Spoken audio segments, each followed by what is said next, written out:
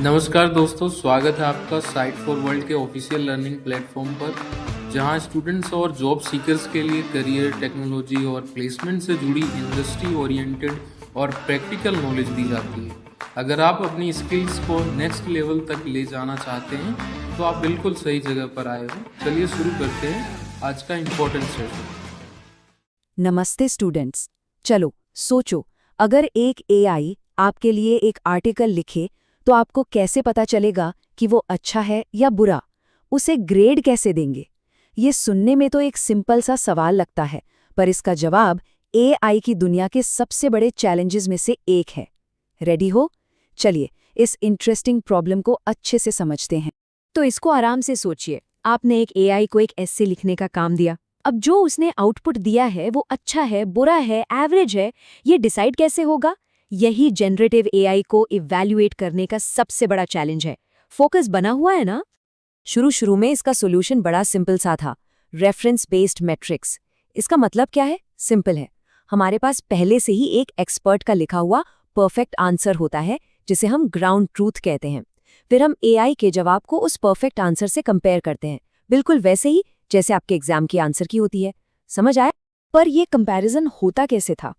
जो शुरुआती मेथड्स थे, जैसे कि बीएलयू और रूज, वो बेसिकली बस सेम टू सेम वर्ड्स को काउंट करते थे। जैसे स्क्रीन पर इन दो सेंटेंसेस को देखिए, एक एआई का आउटपुट है, एक ह्यूमन रेफरेंस। दोनों का मतलब लगभग सेम है, पर वर्ड्स अलग अलग यूज हुए हैं। ये सिंपल वर्ड काउंटिंग अप्रोच इस फर्क को पकड़ ही नहीं पाती। प्रॉब्लम समझ आ रही है? तो देखो, इस वर्ड काउंटिंग अप्रोच के अपने फायदे थे। ये फास्ट था, स्केलेबल था और ऑब्जेक्टिव था, कोई बायस नहीं। लेकिन इसकी सबसे बड़ी कमी ये थी कि ये स्टाइल, क्रिएटिविटी और सबसे इम्पोर्टेंट मीनिंग को बिल्कुल नहीं समझता था। इसलिए ये एक अच्छे जवाब को भी खराब स्कोर दे सकता था, सिर्फ इसलिए क्योंकि उसमें अलग शब्दों का इस्तेमाल हुआ था। तो साफ है कि ये अप्रोच काफी नहीं थी। ठीक है? तो अगर मशीन सिर्फ शब्द गिनकर क्वालिटी नहीं नाप सकती, तो अगला लॉजिकल स्टेप क्या होगा? सिंपल, चलो किसी इंसान से ही पूछ लेते हैं। और ये आइडिया काफी पॉपुलर हुआ। ये ग्राफ दिखा रहा है कि पिछले कुछ सालों में ह्यूमन इवैल्यूएशन पर रिसर्च पेपर का नंबर लिटरली स्काईरॉकेट हो गया है। रिसर्चर्स ने इसे एआई को जज करने का गोल्ड स्टैंडर्ड मान लिया। लेकिन यहाँ पर आता है एक ट्विस्ट। हम इंसान भी तो परफेक्ट नहीं है। ह्यूमन इवैल्यूएशन एक तो बहुत स्लो है और बहुत महंगी भी। और सबसे बड़ी बात, हम थक जाते हैं और हमारे अपने पर्सनल बायसेस होते हैं। एक ही जवाब दो अलग अलग लोगों को बिल्कुल अलग लग सकता है। सही बात है ना? इसका एक ब्रिलियंट एग्जाम्पल है ये cognitive bias. What is beautiful is useful. मतलब अगर कोई चीज, जैसे एआई का लिखा हुआ टेक्स्ट, बहुत सुंदर और फ्लुएंट तरीके से लिखा गया हो, तो हम अक्सर मान लेते हैं कि वो सच और एक्यूरेट भी होगा। हम स्टाइल से इतने इम्प्रेस हो जाते हैं कि सब्सटेंस यानी फैक्ट्स चेक करना ही भूल जाते हैं। ये एक आम इंसानी कमजोरी है। तो अब हमारे पास दो फ्लॉड ऑप्शंस हैं, सिंपल मैट्रिक्स जो मीनिंग नहीं समझते और बायस्ड इंसान जो महंगे हैं। Enter the modern solution, LLM as a जज। यहाँ हम एक पावरफुल एआई जैसे GPT-4 को ही जज बना देते हैं, ताकि वो दूसरे एआईज के काम को स्कोर कर सके। सोचो, एक एआई दूसरे एआई को ग्रेड कर रहा है। अब ये काम कैसे करता है? प्रोसेस काफी सिंपल है, ध्यान से सुनना। स्टेप 1, हम एआई जज को ओरिजिनल सवाल और दो अलग अलग एआई मॉडल्स के जवाब देते हैं। स्टेप 2, हम जज को एक क्लियर क्राइटेरिया देते हैं, जैसे कि कौन सा जवाब ज्यादा हेल्पफुल है।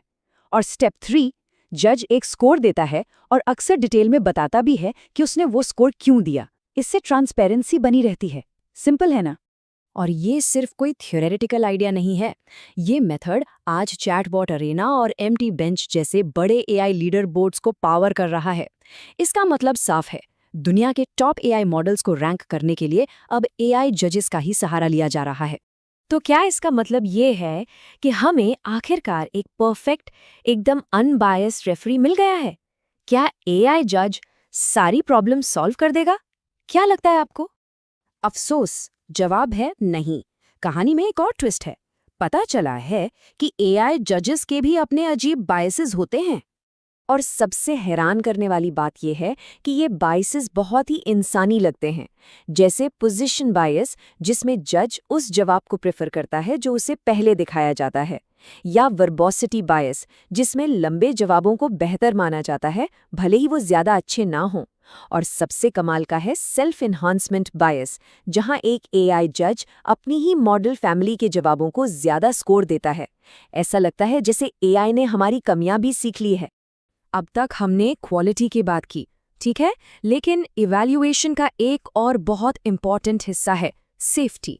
एक एआई को सिर्फ अच्छा ही नहीं बल्कि सेफ भी होना चाहिए। तो हम सेफ्टी में कमियां कैसे ढूंढते हैं? इसके लिए एक टेक्निक है जिसका नाम है रेड टीमिंग। बेसिकली ये एथिकल अटैक्स का एक सिस्टम है। इसमें एक्सपर्ट्स जानबूझकर एआई को ऐसी ट्रिकी सिचुएशंस में डालते हैं जिससे उसकी कमजोरियां सामने आ जाएं, इससे पहले कि कोई उनका गलत इस्तेमाल कर सके। ये बिल्कुल एक फ्रेंडली हैकर की तरह है जो आपके सिस्टम की सिक्योरिटी चेक करता है। तो चलो सब कुछ समराइज करते हैं। हमारे पास फ्लॉड मैट्रिक्स हैं, बायस्ड इंसान हैं और अब बायस्ड एआईज भी हैं। तो आखिर हम एआई पर ट्रस्ट बिल्ड कैसे करें? ये सबसे बड़ा सवाल है। और इसका जवाब किसी एक मेथड में नहीं है। The future is hybrid. हमें इन तीनों अप्रोचेस की स्ट्रेंथ्स को मिलाकर इस्तेमाल करना होगा। स्पीड और बेसिक चेक्स के लिए ऑटोमेटेड मैट्रिक्स, बड़े स्केल पर इवैल्यूएशन के लिए एआई जजेस और आखिर में ह्यूमन एक्सपर्ट्स उन बारीकियों और कॉन्टेक्स्ट को समझने के लिए जो मशीन मिस कर जाती है। यही आगे का रास्ता है। तो आज हमने एआई को ग्रेड करने के सफर को देखा, लेकिन ये सफर एक आखिरी और बहुत बड़े सवाल पर आकर रुक जाता है। अगर हर जज, चाहे वो इंसान हो या मशीन, फ्लॉड है, तो एक एआई पर पूरी तरह तो हमारे चैनल को सब्सक्राइब कीजिए और वीडियो को अपने दोस्तों के साथ शेयर जरूर कीजिए। कमेंट सेक्शन में अपना डाउट या नेक्स्ट टॉपिक लिखना मत भूलिएगा।